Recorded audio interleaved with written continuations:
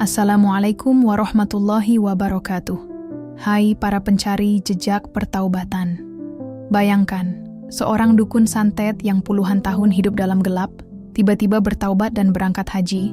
Tapi justru saat di tanah suci dia minta mati. Kenapa? Apa yang dia sembunyikan dari masa lalunya? Kalau kamu penasaran dan siap mengikuti perjalanan batin yang penuh air mata dan penyesalan, tonton sampai akhir. Dan jangan lupa subscribe, biar nggak ketinggalan kisah-kisah menyentuh lainnya. Dan jangan lupa komen dari mana asal kalian. Namaku Mardani. Usia sudah lewat kepala 6, rambut tinggal separuh. Sisanya digantikan uban dan kulit kepala yang mulai terbuka. Orang-orang memanggilku dengan banyak nama di masa lalu. Kiai Mardani, Abah Dani, tapi lebih sering dalam bisik-bisik. Malam, aku dipanggil dukun santet dari Pucung Timur. Dulu, orang takut menyebut namaku keras-keras. Takut kalau tiba-tiba anaknya panas mendadak, ayam peliharaan mati satu kandang, atau rumahnya kemasukan ular di tengah malam. Padahal, ya, kadang memang aku yang kirim. Maaf, aku mulai cerita dengan jujur. Mungkin karena sekarang aku sudah bukan siapa-siapa. Sudah tua, sudah tobat. Aku hanya ingin bercerita, bukan untuk membenarkan, tapi agar kalian tahu bahwa orang seburuk aku pun bisa diberi kesempatan oleh Tuhan. Dulu, hidupku dikelilingi dupa, kemenyan, dan suara jerit tangis yang tak kasat mata. Setiap malam Jumat Kliwon, ruang belakang rumahku tak pernah kosong. Ada saja yang datang. Ibu-ibu dengan wajah penuh dendam karena suaminya nikah lagi. Laki-laki yang ingin balas sakit hati karena usahanya diganggu. Anak muda yang kecewa karena cinta bertepuk sebelah tangan. Aku nggak minta dia mati, Mbah. Cuman, biar dia sengsara. Biar tahu rasanya dikhianati. Aku diam, membakar kemenyan. Mereka tak tahu, yang mereka minta sebenarnya jauh lebih kejam dari kematian. Aku penuhi semua. Itu bukan karena aku jahat. Tapi karena aku percaya saat itu, itulah kekuatanku, itulah jalan hidupku. Dan jujur saja, uangnya juga tak sedikit. Banyak yang datang membawa sesajen emas, uang ratusan ribu, bahkan tanah surat atas nama saya. Tapi semua itu kosong. Bohong besar. Setelah umurku melewati angka 60, semua terasa hampa. Tidurku tak pernah nyenyak. Jangankan tidur, duduk tenang pun sulit. Aku selalu merasa diikuti. Seperti ada yang mengintip dari pojok ruangan. Kadang suara tangis, kadang suara tertawa cekikikan, kadang cuma sunyi, tapi sunyi yang menekan. Lalu suatu malam, mimpi itu datang. Aku berdiri di pemakaman yang asing. Tanahnya merah, pohon-pohonnya tinggi tapi gersang. Di hadapanku, ada puluhan nisan tanpa nama. Tapi anehnya, aku kenal wajah-wajah yang muncul dari balik tanah itu. Wajah yang pernah kulihat menjerit kesakitan. Wajah-wajah yang dulu hanya kupikir sebagai korban sampingan. Mereka mendekat pelan-pelan, tak bicara, tak marah, hanya menatap, tatapan yang sunyi tapi menghakimi. Aku terbangun dengan tubuh basah kuyup oleh keringat. Nafasku tercekat. Malam itu, untuk pertama kalinya dalam hidupku, aku menangis seperti anak kecil. Bukan karena takut, tapi karena malu dan sesak. Seperti ada batu besar di dadaku yang selama ini kupikul, tapi baru terasa beratnya sekarang. Besok paginya, aku bakar semua jimat dan kitab tua yang kusimpan di peti besi. Dupa, boneka jarum, air rendaman bunga 7 rupa, semua kubakar sampai abu. Orang-orang kampung kaget. Mereka mengira aku kerasukan. Ada yang bilang aku sudah pikun. Tapi aku tak peduli. Aku pergi ke masjid. Pertama kalinya setelah puluhan tahun. Kakiku gemetar waktu melangkah ke dalam. Rasanya seperti maling masuk rumah orang. Tapi seorang anak muda menatapku dan tersenyum sambil mengangguk. "Silakan, Pak," katanya. Sepele, tapi kata-kata itu seperti angin yang menyapu debu dari hatiku. Aku mulai sholat. Tak lancar. Surat Al-Fatihah pun patah-patah. Tapi aku terus belajar. Baca Quran dengan terbata-bata, sholat malam dengan air mata. Setiap kali sujud, aku hanya bilang, "Ya Allah, aku mau pulang, tapi jangan dalam keadaan begini. Tolong beri aku kesempatan." Aku tahu, aku tak bisa kembali ke masa lalu dan membetulkan semua. Tapi mungkin, hanya mungkin, aku masih bisa mati dalam keadaan lebih baik. Husnul khotimah, kata Ustadz. Aku tak berharap masuk surga. Tidak berani. Tapi kalau boleh minta, aku ingin menghembuskan napas terakhir di tempat suci. Di Mekah, di tanah kelahiran Nabi, di tempat yang tak pernah bisa kudekati sebelumnya karena aku tahu dosa-dosaku akan terbakar di sana. Dari situlah impian baruku lahir. Pergi haji, mati di Mekah, dimaafkan sebelum ajal. Orang bilang untuk pergi ke Mekah itu harus kaya. Aku tak punya apa-apa, kecuali sepetak tanah warisan orang tua. Tapi tanah itu kubawa ke notaris. Kujual tanpa pikir panjang. Hasilnya cukup untuk daftar haji plus. Aku tak sanggup menunggu 10 atau 15 tahun. Entah umurku masih ada atau tidak saat itu. Warga kampung geger.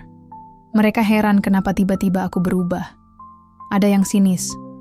Dukun pun bisa naik haji ya. Tapi aku tak marah.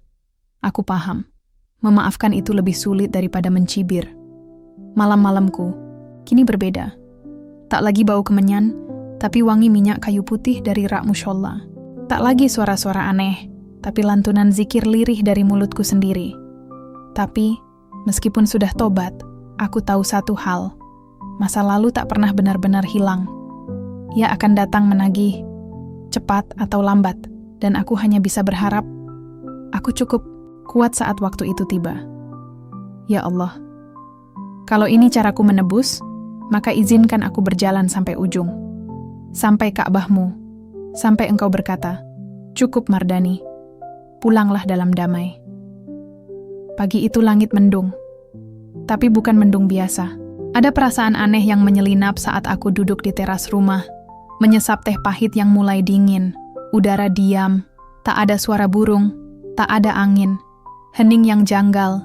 Di halaman, si Klungsu, ayam jago hitam legam kesayanganku sejak dulu, berdiri, terpaku.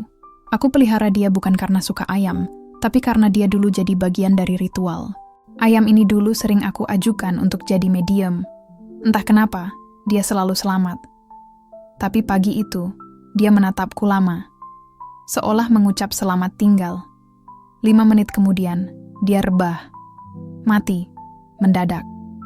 Tanpa sebab, aku mendekat dan memeriksa. Tak ada luka, tak ada darah.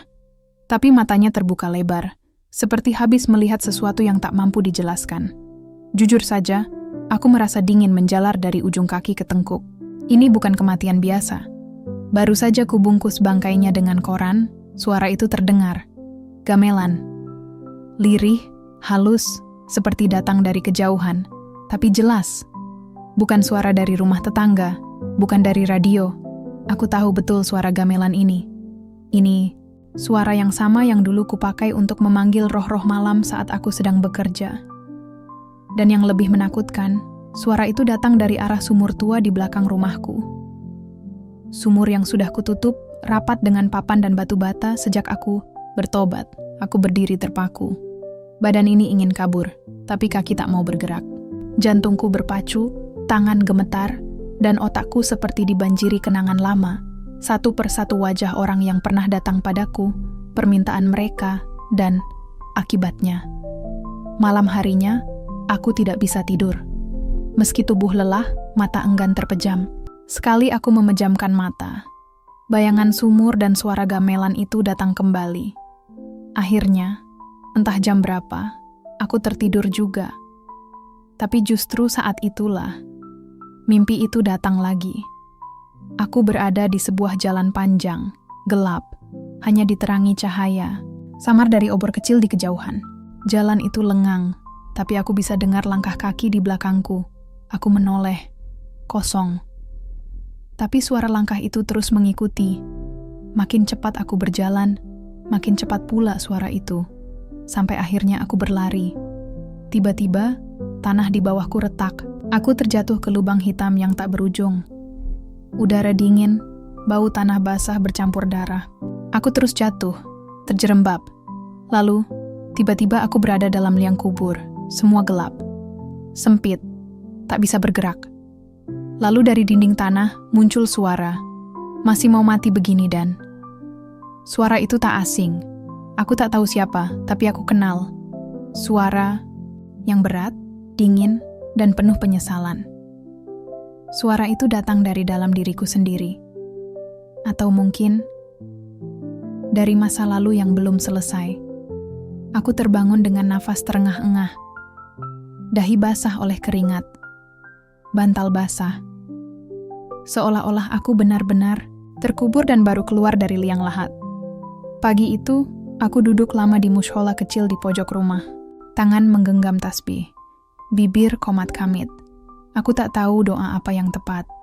Aku hanya terus mengucap namanya. Ya Allah, Ya Allah, Ya Allah. Seperti orang linglung. Aku mulai bertanya dalam hati, apakah semua ini peringatan? Atau azab yang ditunda? Apakah tobatku masih dianggap main-main? Beberapa hari kemudian, aku bertemu Ustaz Naim, guru ngaji di kampung sebelah. Aku ceritakan semua dengan jujur, dari ayam mati, suara gamelan, sampai mimpi liang kubur. Ia mendengarkan dengan tenang, lalu menghela napas panjang.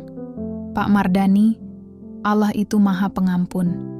Tapi dosa kepada manusia tidak akan lunas sebelum minta maaf ke manusianya langsung. Bisa jadi, ini bukan hukuman, ini peringatan. Mungkin Allah masih sayang sama Bapak. Aku terdiam. Kata-kata itu seperti pukulan. Jujur saja, aku belum pernah meminta maaf secara langsung kepada keluarga, korban. Ada rasa takut diusir, takut dipukul, takut dibenci seumur hidup. Tapi, aku juga tahu, takut mati belum dimaafkan jauh lebih besar. Dari hari itu, aku mulai menyusun langkah kecil, tak lagi bersembunyi dari warga. Aku datang ke pengajian, ikut bersih-bersih masjid, dan mulai pelan-pelan membuka diri.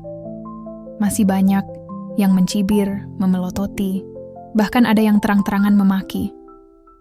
Bertobat kok telat, Pak. Aku hanya senyum. Tak balas, tak marah. Bukan karena aku sabar, tapi karena aku tahu. Aku pantas dicaci. Itu harga dari masa lalu yang kelam. Tapi dalam hatiku, aku berkata, tunggu saja. Aku akan buktikan bahwa aku benar-benar ingin berubah. Aku akan buktikan, meski aku mantan dukun santet, aku juga ingin mati dengan baik. Dari situlah, aku mulai mencari cara untuk mendaftar haji. Di umurku yang segini, daftar haji reguler bisa nunggu sampai 10 tahun. Hahaha. Bisa-bisa aku udah dikafanin duluan sebelum lihat Ka'bah. Maka aku cari jalan cepat. Jual tanah warisan satu-satunya. Meski itu berarti aku tak punya lagi apa-apa untuk diwariskan. Tapi aku pikir, lebih baik begitu, daripada aku mewariskan kutukan dari dosa-dosa lama. Beberapa minggu kemudian aku dapat kabar. Bapak lolos Haji Plus, keberangkatan tahun ini. Tangisku pecah. Di mushola kecil itu aku sujud lama. Bukan karena bangga, tapi karena takut. Takut kalau ini bukan jalan menuju ampunan, tapi jalan menuju balasan. Tapi aku pasrah. Mungkin memang inilah saatnya aku menghadapi masa laluku. Di tanah suci. Di tempat yang tak bisa aku bohongi siapapun, termasuk diriku sendiri. Ya Allah, jika di Mekah Engkau menghendaki aku mati, jangan Engkau cabut nyawaku sebelum aku menebus semua yang pernah kulakukan. Jangan izinkan aku pulang dalam keadaan masih berhutang pada mereka yang pernah kusakiti. Orang bilang, bertaubat itu mudah. Cukup istighfar, sholat, nangis di sepertiga malam, selesai. Tapi mereka lupa bahwa yang paling sulit dari taubat bukan kepada Tuhan, tapi kepada manusia. Hari-hari pertamaku sebagai mantan dukun adalah hari-hari yang penuh rasa kikuk. Aku tahu, mulutku bisa bilang sudah tobat, tapi mata orang-orang di sekitarku masih memandangku seperti dulu, dengan curiga, dengan takut, dengan jijik. Awalnya aku ingin berhenti di tengah jalan. Tapi kemudian aku sadar, ini memang jalanku. Jalan pulang yang penuh duri. Dan aku pantas merasakannya. Setiap subuh, aku datang ke masjid paling awal. Bukan karena rajin, tapi karena aku malu. Kalau datang terakhir, takut orang-orang memilih saf yang jauh dariku. Tapi kalau datang duluan, aku bisa duduk di pojok, tak perlu berpapasan banyak mata. Anehnya, lama-lama aku mulai terbiasa. Rasa kikuk, itu perlahan hilang, digantikan rasa tenang, yang belum pernah aku rasakan selama puluhan tahun jadi orang pintar. Aku mulai sering duduk bersama Ustaz Naim. Beliau baik, tak pernah tanya macam-macam, tak pernah mengungkit masa laluku. Tapi sekali, waktu beliau berkata pelan, "Pak Mardani, jangan hanya bertobat di kepala dan bibir. Bersihkan juga tangan dan kaki Bapak." Aku bingung. Maksudnya Ustaz? Bapak dulu melukai banyak orang ya? Aku hanya diam. Tidak angguk, tidak mengelak. Mulailah dengan langkah kecil, katanya. Kalau belum berani minta maaf langsung, doakan mereka. Setiap habis sholat, sebut satu nama korban. Doakan kebaikan untuk keluarganya. Aku lakukan itu. Setiap malam, aku ingat-ingat satu persatu. Wajah-wajah yang dulu hanya jadi data klien bagiku. Sekarang aku ulang namanya dalam sujud. Aku mohon pada Allah agar mereka diberi tempat terbaik, diberi ketenangan, kebahagiaan, meski aku tahu mungkin mereka sudah lama tak mengingatku. Atau justru mereka mengingatku setiap malam dengan kebencian yang tak padam. Satu nama yang paling sering muncul dalam doaku adalah Bu Nurma. Dia wanita yang suaminya mati mendadak setelah berselingkuh. Dulu dia datang padaku, minta suaminya jera. Aku kasih, dia bubuk hitam dan mantra pemanggil sakit. Tapi entah kenapa, lelaki itu tak hanya jera, dia mati seminggu kemudian. Dan sejak itu, Bu Nurma menghilang. Sampai sekarang, aku tak pernah tahu apakah dia menyesal, atau justru merasa bersalah. Tapi wajahnya, suara tangisnya waktu datang ke rumah, masih terpatri di kepalaku. Dia dan suaminya, dua korban dari satu kesalahan besar. Aku yang merasa bisa mengatur takdir. Sementara itu, aku mulai merasa ada sedikit perubahan dari warga sekitar. Pak RT yang dulu menolak menyapaku, kini mulai menyambut salamku meski masih canggung. Anak-anak kecil yang dulu takut lewat depan rumahku, sekarang mulai berani main layang-layang di halaman.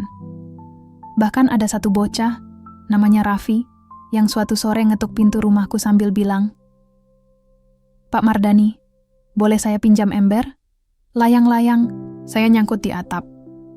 Itu permintaan yang sangat sepele bagi orang lain. Tapi bagiku, itu seperti undangan untuk kembali jadi manusia biasa.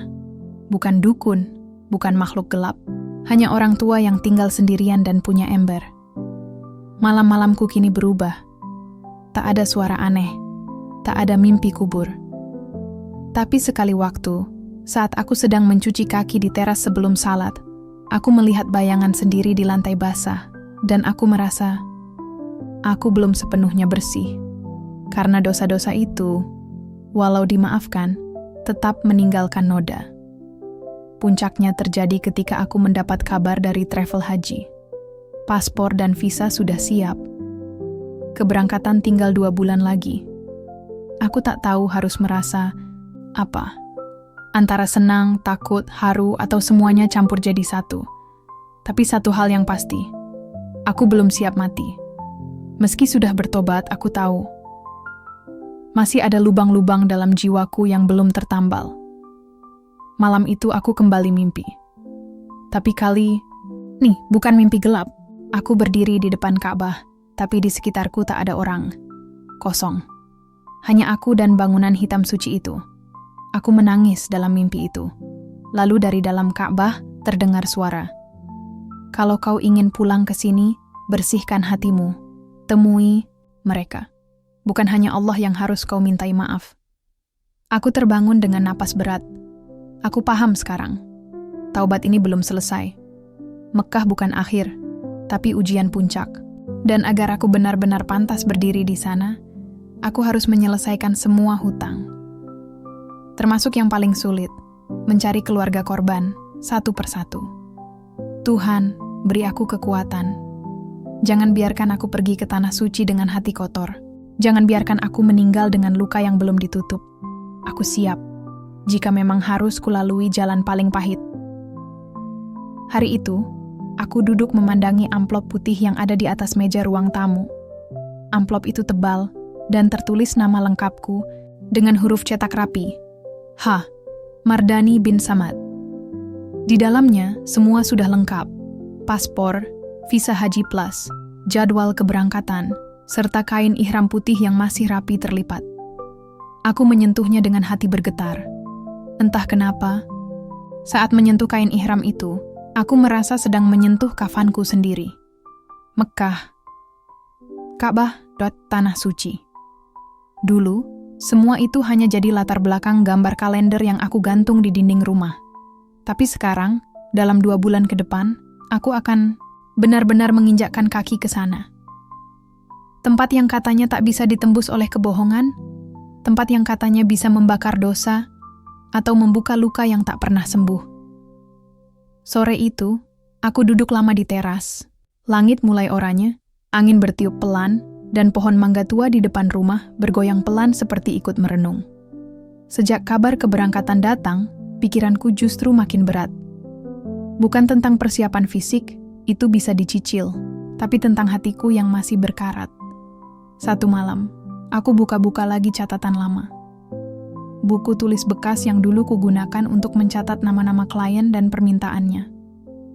Buku itu sudah kusimpan di dalam lemari kayu, sempat ingin kubakar, tapi entah kenapa waktu itu aku urungkan. Mungkin karena di sana tercatat semua dosa yang harus kupikul. Nama-nama itu masih tertulis jelas. Ada Bu Nurma, Pak Darto, Mas Yayan, Mbak Retno, dan puluhan lainnya. Aku telusuri satu persatu, mengingat wajah mereka. Ada yang kubantu menyantet saingan bisnis. Ada yang minta agar orang tuanya menyesal karena tidak merestui pernikahan. Bahkan ada yang hanya minta pelancar usaha tapi tetap bayar dengan syarat mengerikan. Malam-malam berikutnya, aku mulai diganggu mimpi lagi. Bukan mimpi digigit ular, jatuh ke kubur, atau suara gamelan. Kali ini berbeda. Dalam mimpi itu, aku sedang tawaf di Ka'bah. Tapi tiba-tiba dari kerumunan muncul seseorang yang kutahu betul adalah korban santet, almarhum Pak Darto. Ia tak berkata apa-apa, hanya menatapku dan menunjuk dada kirinya. Lalu hilang begitu saja.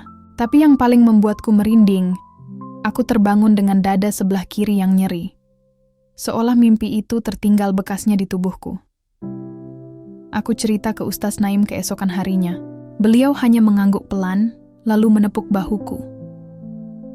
Pak Mardani, mungkin Allah ingin Bapak benar-benar membersihkan semuanya sebelum berangkat.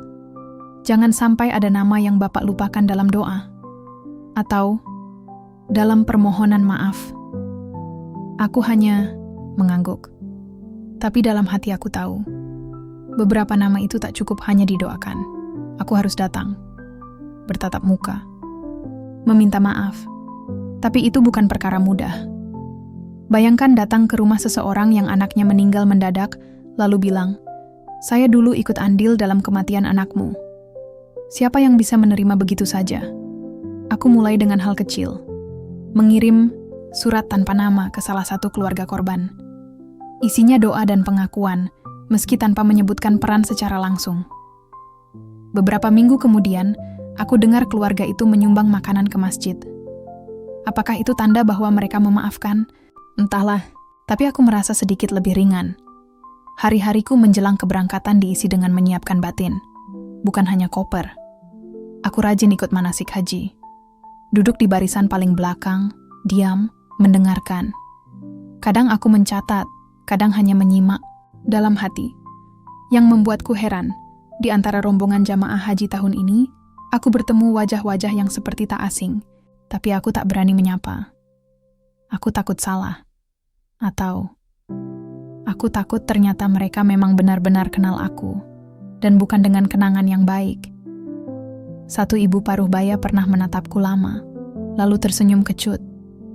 Aku balas senyum, tapi dalam hati, dag-deg-dog. Apakah dia salah satu keluarga korban?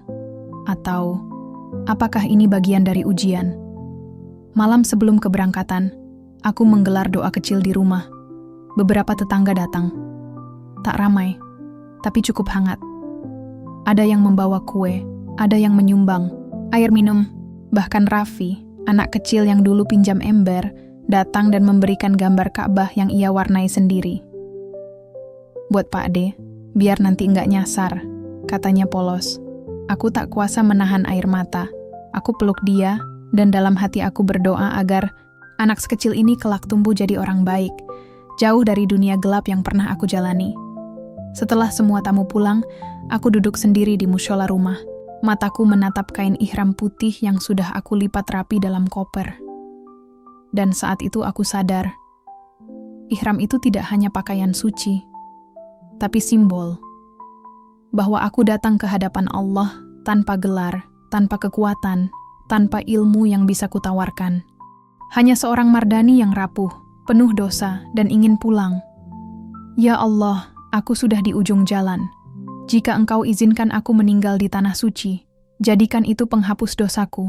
Tapi jika Engkau ingin aku pulang, maka tolong, beri aku hati yang benar-benar bersih. Aku kira, saat pesawat menyentuh landasan di Jeddah dan roda-roda besi itu berderak menyambut bumi Arab, semua bebanku akan runtuh seketika.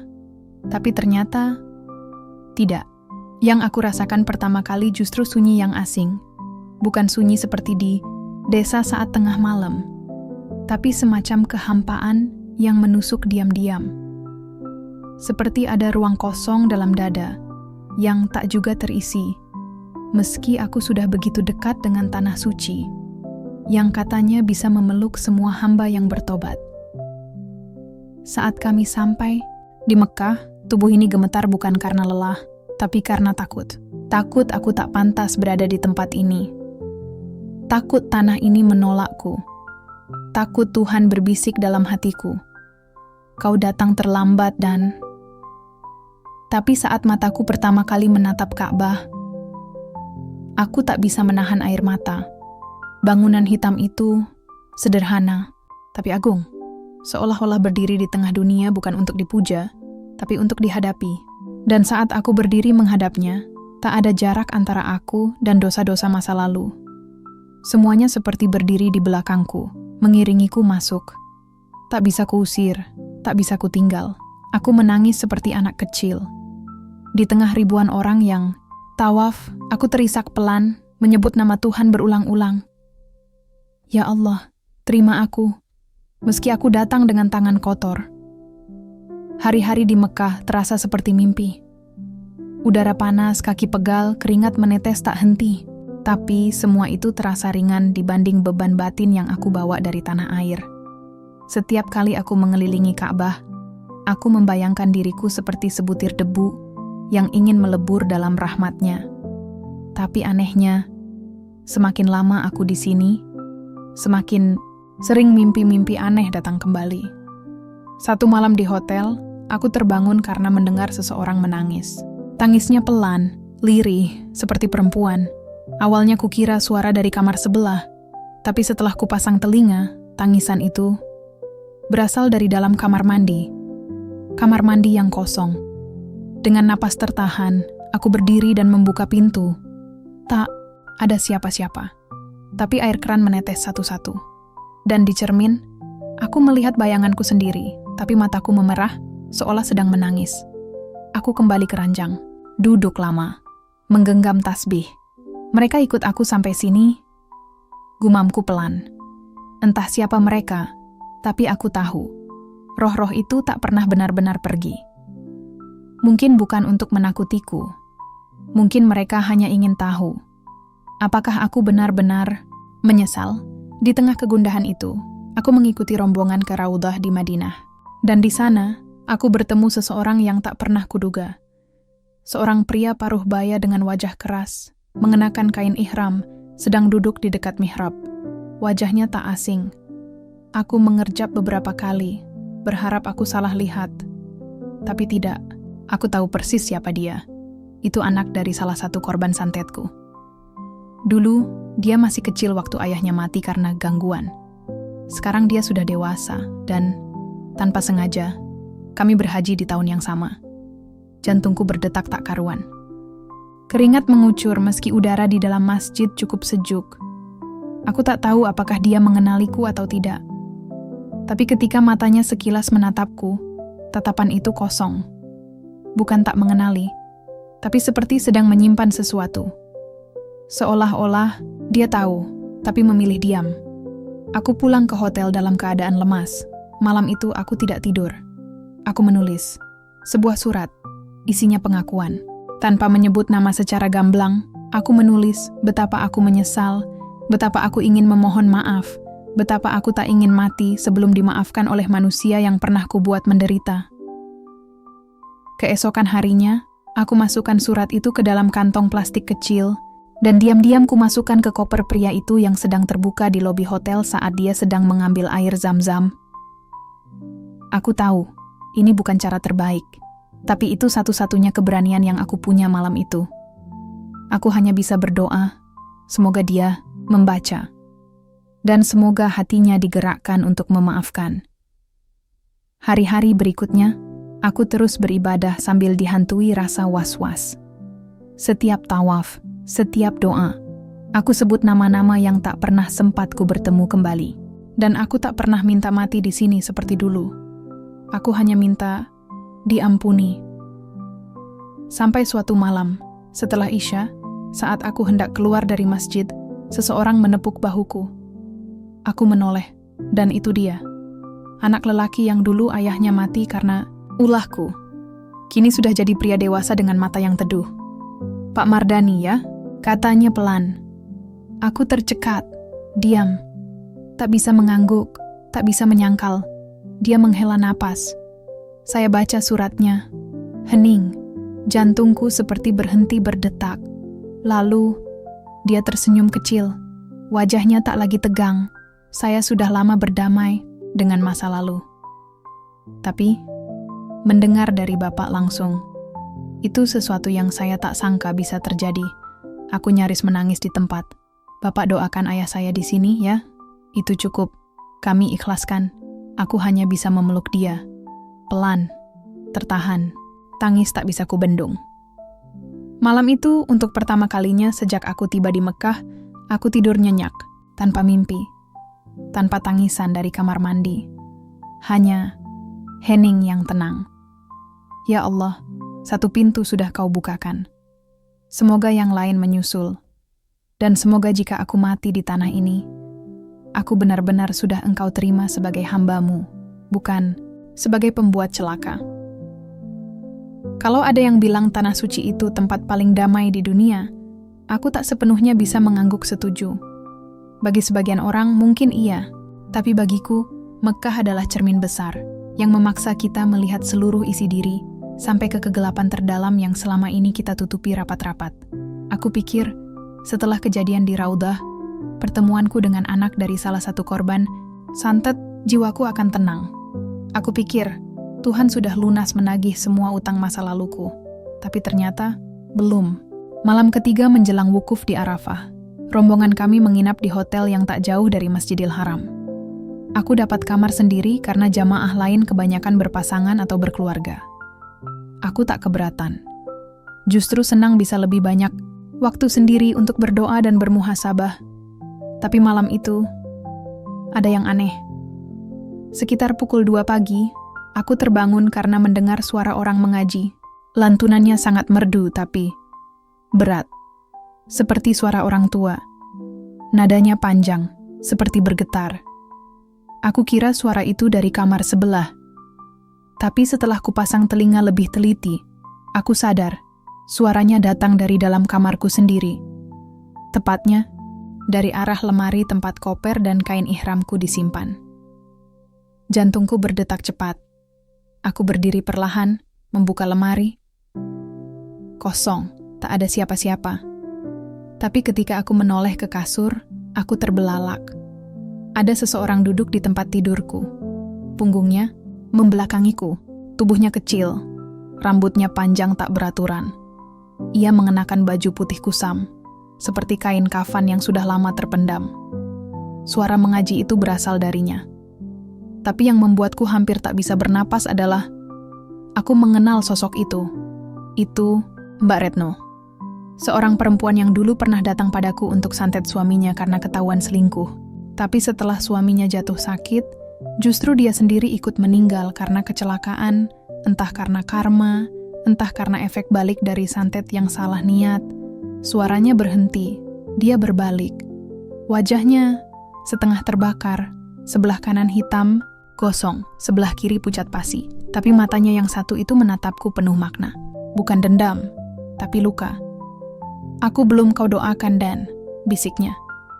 Aku belum kau sebut dalam sujudmu. Aku terjatuh ke lantai. Mulutku tak bisa bersuara. Air mata keluar sendiri. Aku gemetar. Lalu, semuanya gelap. Aku terbangun pagi harinya dengan posisi terlentang di lantai hotel. Keningku berdarah sedikit, mungkin terbentur meja saat jatuh. Tak ada siapa-siapa. Tapi sisa bau, seperti dupa yang terbakar setengah. Aku tahu apa yang kulihat semalam bukan mimpi. Dan sejak saat itu, satu persatu arwah masa laluku mulai datang. Bukan dalam bentuk hantu mengerikan, tapi dalam bentuk penampakan kesedihan. Saat tawaf, aku melihat seseorang berdiri diam di tengah putaran orang. Seorang lelaki tua yang pernah kusantet karena permintaan tetangganya. Ia hanya menatapku, lalu menghilang. Saat aku duduk di pinggir Hijr Ismail, aku melihat sepasang suami istri duduk berpegangan tangan. Keduanya pernah jadi korban fitnah, karena aku bantu menciptakan kesialan lewat boneka dan tanah kubur. Mereka semua menuntut pengakuan. Dan malam sebelum wukuf, aku kembali bertemu seseorang. Tapi kali ini, bukan arwah. Ini orang hidup. Namanya Bu Nurma. Wanita yang dulu datang padaku dengan mata sembab, minta suaminya disakiti karena selingkuh. Tapi setelah semua terjadi, ia justru kehilangan anaknya karena kecelakaan motor seminggu setelah sang suami meninggal. Ia muncul di lobi hotel saat aku sedang duduk menunggu briefing. Aku tak percaya mataku. Dia juga tampak kaget.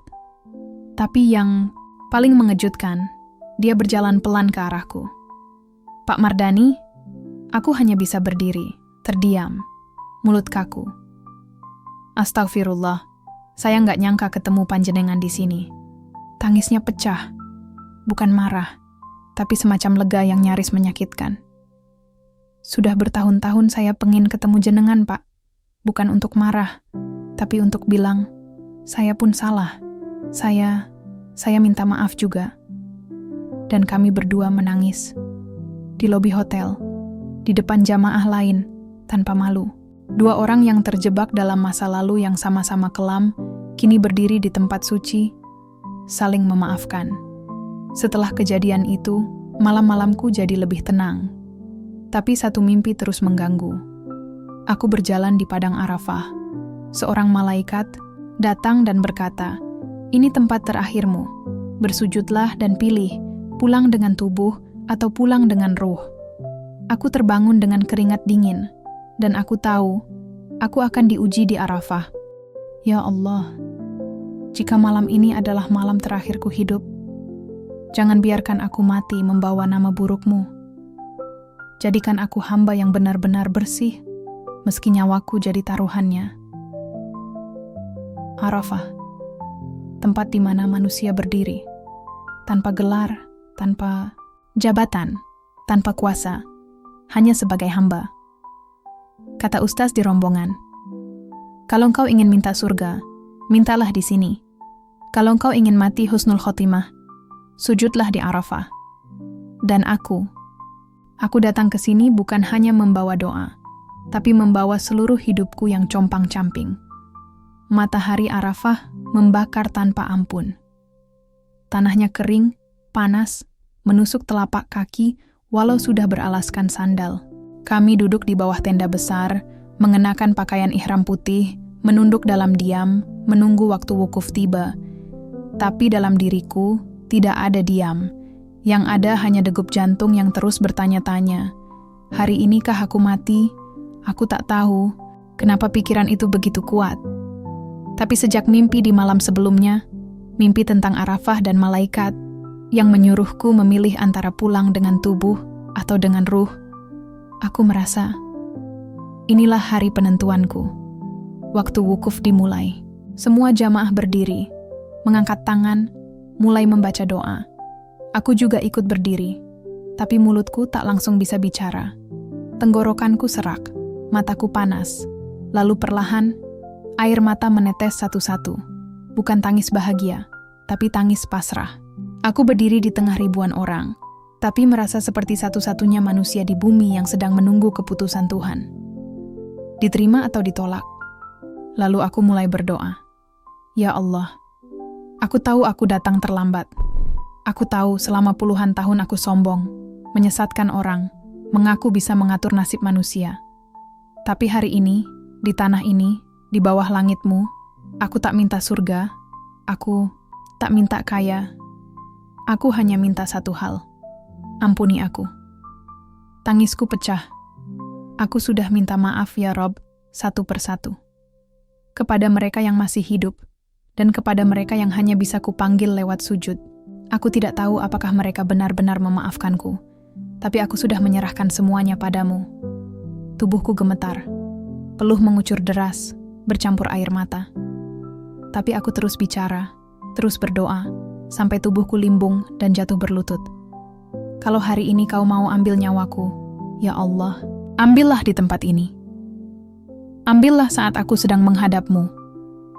Ambillah saat aku tak lagi membawa ilmu sihir, tak lagi membawa kesombongan, tak lagi membawa nama selain nama-Mu. Aku mencium tanah, sujud panjang, sujud yang tidak ingin bangun, lagi sujud yang terasa seperti pintu pulang. Dan di sanalah aku mulai merasakan dingin, bukan dari udara, tapi dari dalam tubuhku sendiri. Seperti ada sesuatu yang perlahan keluar dari raga, tubuhku melemas, pandanganku mulai kabur, suara-suara orang di sekeliling mulai sayup, doa-doa mereka terdengar jauh. Dan di tengah kabur itu, aku melihat sinar terang di hadapanku. Aku tak tahu itu apa, tapi aku merasa damai, seperti sedang berada di ujung lorong dan seseorang sedang menungguku di sana. Mungkin itu malaikat, mungkin itu Tuhan. Aku ingin melangkah ke sana. Aku ingin pergi. Tapi tiba-tiba, suara kecil muncul dari dalam diriku. Belum selesai dan aku terdiam. Langkahku berhenti. Masih ada yang belum kau selesaikan. Masih ada satu pintu yang tertutup. Dan saat itu juga, tubuhku seperti tersedot kembali ke dunia. Pandanganku terang kembali. Suara di sekelilingku kembali jelas. Aku terbaring di tanah Arafah, dengan beberapa jamaah membantuku duduk. Pak Haji, panjenengan pingsan tadi, kata salah satu dari mereka. Aku tak menjawab, hanya menatap langit. Dan di sana, aku sadar, Tuhan belum izinkan aku mati. Bukan karena aku belum pantas masuk surga, tapi karena masih ada yang harus kubenahi sebelum ruhku boleh pulang. Sore itu, saat matahari mulai turun perlahan di balik bukit, aku duduk sendirian di luar tenda. Menatap langit jingga dan gunung-gunung yang jauh, aku berkata dalam hati, "Baik ya Allah, aku paham. Mekah bukan kuburan untukku, tapi ladang untuk menuai sisa pengampunan. Aku akan pulang. Aku akan selesaikan yang belum selesai." Dan saat bus rombongan bergerak meninggalkan Arafah menuju Muzdalifah, aku menatap ke belakang sekali lagi. Tanah itu, saksi sujudku. Saksi bahwa aku pernah memohon mati dengan cara yang benar. Tapi Tuhan ingin aku menyelesaikan hidup dulu dengan cara yang benar. Terima kasih ya Allah, Kau tolak doaku demi menyelamatkanku dari kematian yang belum siap. Dan aku akan gunakan sisa umur ini untuk menghapus luka-luka yang masih belum sembuh. Aku kira Arafah adalah akhir dari semuanya. Tempat semua luka disucikan dan dosa-dosa dilenyapkan oleh air mata dan sujud panjang. Tapi setelah pulang ke kampung, halaman, setelah baju ihram digantung dan ucapan Haji Mabrur ya, Pak, bertebaran dari mulut tetangga, ternyata hati ini masih belum sepenuhnya lega. Bukan karena kurang bersyukur, tapi karena ada satu bayang yang tak juga pergi. Satu nama yang selalu berdiri diam di belakang punggungku, Juwita. Aku sudah mencoba menghindar, menyibukkan diri dengan sholat sunnah, wirid panjang, bahkan bersih-bersih makam orang tuaku. Tapi setiap malam, menjelang tidur, wajah itu datang lagi. Wajah muda, mata besar yang dulu penuh harap, dan terakhir kali kulihat penuh luka, ia datang ke rumahku hampir 2 dekade lalu. Umurnya baru 17. Ia bilang kekasihnya meninggalkannya untuk wanita lain. Ia tak rela. Katanya, hidupnya tak lengkap tanpa lelaki itu. Lalu ia minta bantuanku. Bisa nggak, Pak? Supaya dia balik sama saya. Apapun caranya saya siap bayar, katanya dengan suara lirih waktu itu. Bahkan aku masih ingat ia menyeka air matanya dengan ujung kerudung warna ungu pudar. Dan aku mengangguk, bukan karena iba, tapi karena uangnya pas. 2 minggu setelah itu, lelaki itu kecelakaan. Motornya nyelonong masuk ke parit malam-malam. Kakinya patah, mukanya luka. Tapi ia selamat. Yang tak selamat, Juwita. Ia gantung diri di dapur rumahnya. Ibunya menemukannya pagi hari dengan tali tambang tua yang biasanya dipakai untuk jemur pakaian. Kabarnya, ia depresi. Tapi aku tahu, aku salah satu penyebabnya. Aku tak pernah berani datang ke rumahnya sejak kejadian itu. Tapi sekarang, setelah dari Mekah, setelah dari Arafah, aku tahu apa yang harus kulakukan. Mau tidak mau, aku harus ke sana. Harus menatap wajah ibunya. Harus bicara langsung. Meskipun tidak semua luka bisa disembuhkan oleh maaf. Sore itu, aku berjalan kaki ke rumah Bu Sumarni, ibunya Juwita. Rumah tua di pinggir kampung yang dulu selalu sepi. Kini tambah sepi. Catnya sudah mengelupas, pagar kayunya miring, dan pohon belimbing di depan rumah itu masih berdiri kokoh seperti dulu. Tanganku sempat ragu waktu hendak mengetuk pintu. Tapi sebelum sempat kugerakkan, pintu itu terbuka sendiri. Pak Mardani, aku menelan ludah. Di hadapanku, berdiri Bu Sumarni. Rambutnya putih semua. Matanya cekung, tubuhnya kurus, tapi sorot matanya tajam. Seperti mata seorang ibu yang kehilangan segalanya, tapi dipaksa tetap hidup. Iya, Bu, kataku pelan. Saya datang untuk, saya tahu, potongnya. Ayo masuk.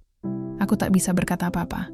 Hanya ikut melangkah masuk, duduk di kursi tua yang terasa dingin. Di ruang tamu kecil itu, dinding masih penuh dengan figura usang. Dan satu di antaranya, foto Juwita, tersenyum. Aku nyaris tak sanggup menatapnya. Pak Mardani, saya sudah lama menunggu hari ini, kata Bu Sumarni tanpa melihat ke arahku. Menunggu saya? Tanyaku nyaris berbisik. Iya, menunggu panjenengan datang, dan akhirnya mengakui. Aku menunduk. Air mataku mulai mengalir. Bu, saya minta maaf. Saya salah besar. Saya bukan orang baik waktu itu. Saya dibutakan uang, dibutakan kuasa.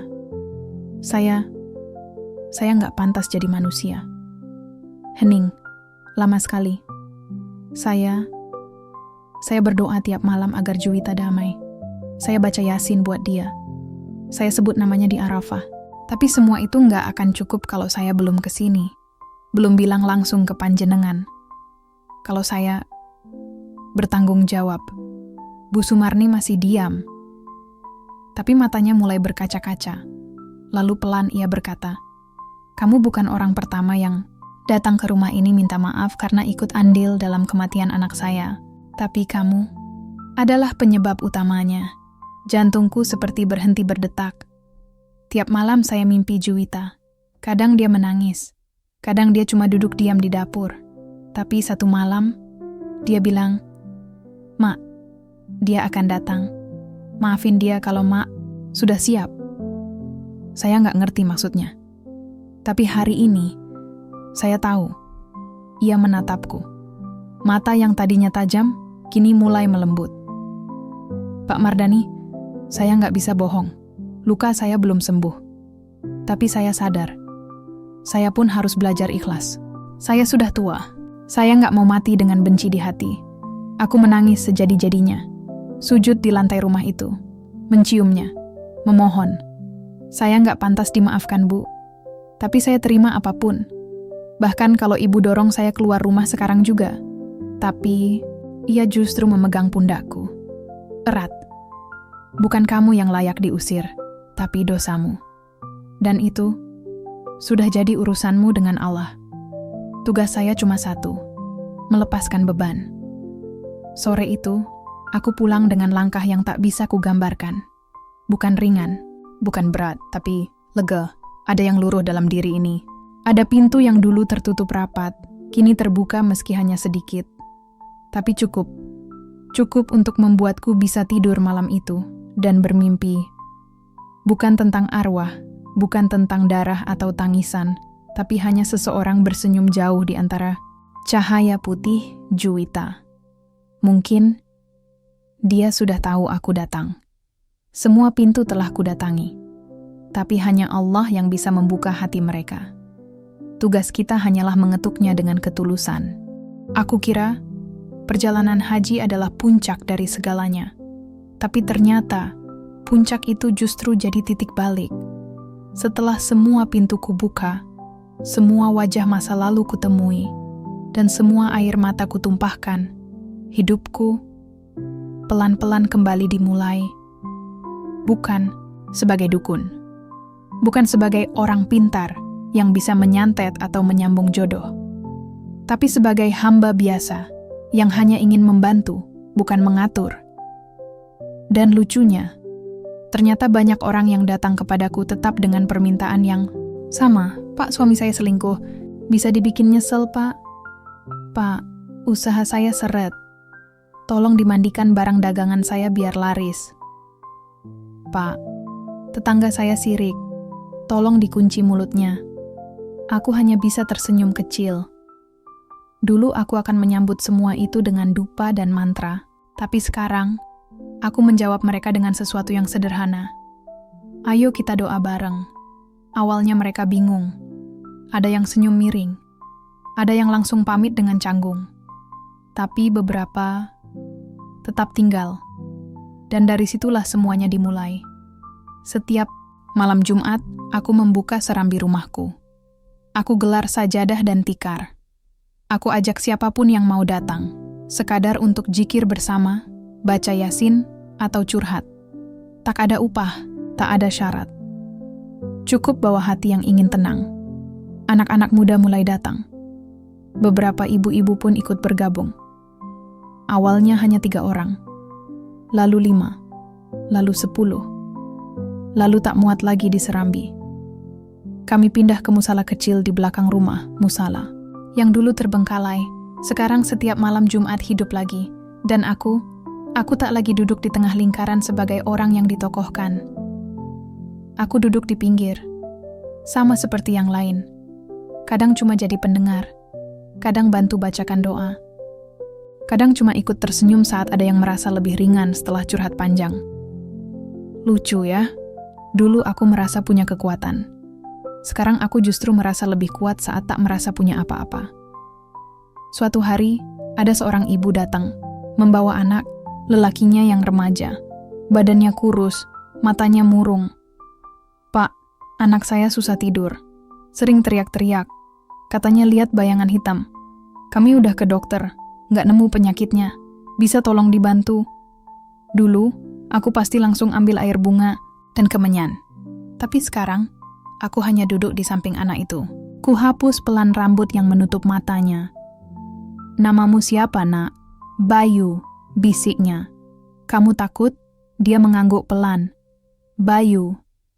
Boleh Pak Mardani peluk? Dia diam sejenak, lalu mengangguk lagi. Dan saat ku peluk dia erat, dia menangis. Tangis bocah yang menyimpan banyak ketakutan. Aku tak tahu kenapa, tapi sejak malam itu, ibunya datang lagi dengan mata berbinar. Pak, Bayu bisa tidur nyenyak semalam. Pertama kali setelah berbulan-bulan. Dan aku cuma bisa tersenyum, menatap langit. Bukan karena aku menyembuhkan, tapi karena Tuhan yang menenangkan. Kini, tiap pagi aku menyapu halaman, menyiram bunga, dan menyapa orang-orang yang lewat. Kadang anak-anak kecil mampir minta permen. Kadang tetangga mampir bawa gorengan. Aku tak lagi merasa perlu menjadi siapa-siapa. Aku hanya ingin menjadi Mardani, manusia biasa yang belajar dari luka, lalu menambalnya dengan kasih sayang. Tak ada suara gaib lagi. Tak ada arwah yang menghantui. Tak ada mimpi tentang kematian. Yang ada hanya doa-doa kecil sebelum tidur dan harapan sederhana. Semoga besok aku bangun dengan hati yang masih diberi kesempatan memperbaiki. Di sudut kamar, kain ihram itu masih tergantung. Tak kucuci, tak juga kusimpan dalam lemari, biar tetap terlihat. Biar jadi pengingat bahwa aku pernah berdiri di Arafah, nyaris mati, dan memohon pada Tuhan dengan sisa iman yang kupunya.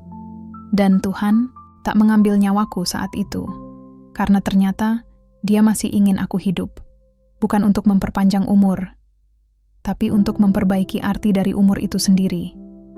Jalan pulang, ternyata bukan jalan kembali ke rumah, tapi jalan kembali ke hati, yang pernah hilang arah.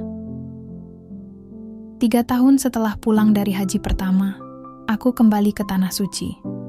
Tapi kali ini, bukan karena undangan atau keinginan sendiri. Aku diberi rezeki dari orang-orang yang selama ini aku bantu. Mereka patungan, diam-diam, tanpa sepengetahuanku. Sampai suatu malam, saat selesai mengisi majelis kecil di musala belakang rumah, seorang pemuda maju ke depan. Pak Mardani, kami ingin panjenengan kembali ke Mekah untuk menyempurnakan. Doa-doa kami lewat sujud panjenengan. Aku bengong, kaget, haru, tak percaya. Kenapa saya? Tanyaku pelan. Karena doa Bapak beda. Bapak tahu rasanya minta ampun karena benar-benar pernah salah. Dan kami ingin belajar dari itu. Aku tak bisa berkata-kata. Hanya menatap kain ihram yang masih tergantung di kamar. Mungkin inilah waktunya aku kembali. Tapi bukan untuk minta ampun. Melainkan untuk mengucap terima kasih. Mekah masih sama, hangat, sibuk, kudus. Tapi kali ini langkahku ringan. Tak ada dosa yang membebani pundak. Tak ada wajah yang menghantui. Tak ada arwah yang menuntut aku berjalan dengan tenang. Menyentuh Ka'bah dengan hati yang penuh syukur, bukan rasa bersalah. Tapi saat di Arafah, di tempat yang dulu jadi titik nyaris akhirku, aku kembali bersujud di titik yang sama. Bekas itu masih ada. Tanah kering yang dulu kulumuri dengan air, mata kini kutimpa lagi dengan keningku. Namun kali ini doaku berbeda. Ya Allah, dulu aku datang dengan dosa, Kau izinkan aku pulang dengan harapan. Sekarang aku datang dengan syukur, jika Kau izinkan, ambil aku dalam sujud ini. Tapi jika tidak, berilah aku sisa umur untuk membimbing yang lain, sebagaimana Engkau telah membimbingku. Tak ada tangis yang pecah, hanya keheningan yang dalam. Dan di tengah keheningan itu, aku merasa selesai. Bukan karena aku tak lagi punya dosa, tapi karena aku tak lagi menyembunyikan dosa-dosa itu dari Tuhan. Malam terakhir di Mekah, aku duduk sendirian di pelataran Masjidil Haram. Kudongakkan kepala ke langit. Kubayangkan wajah-wajah mereka yang dulu jadi korban, lalu memaafkanku. Kubayangkan Ibu Sumarni. Kubayangkan Juwita. Kubayangkan semua orang yang pernah kuingkari kemanusiaannya. Kupandangi Ka'bah, lalu kupejamkan mata. Dan di situ, aku mendengar kembali suara yang dulu kudengar di mimpiku waktu haji pertama. Sudah waktunya dan kupikir aku akan takut. Tapi ternyata tidak. Aku hanya tersenyum. Dan entah karena lelah, atau karena memang waktuku telah sampai, malam itu aku tertidur di pangkuan sajadah, dan tak pernah terbangun lagi. Orang-orang bilang, Pak Mardani wafat dalam keadaan sujud di Masjidil Haram, malam terakhir sebelum kembali ke tanah air. Jamaah lain bilang, ia wafat dalam zikir, dalam ketenangan. Mereka yang pernah datang ke majelisnya, menangis bukan karena kehilangan, tapi karena bahagia. Beliau benar-benar dituntun pulang oleh Allah, kata seseorang di kampung. Dan kain ihram yang dulu tergantung di kamarnya, kini benar-benar jadi kain terakhir yang menyentuh tubuhnya. Tak ada manusia suci yang tak punya masa lalu, dan tak Ada manusia berdosa yang tak punya masa depan. Dan bagiku, perjalanan ini bukan tentang menuju Mekah, tapi tentang menuju Allah dengan langkah yang jujur meski tertatih. Dan kini, aku sudah sampai.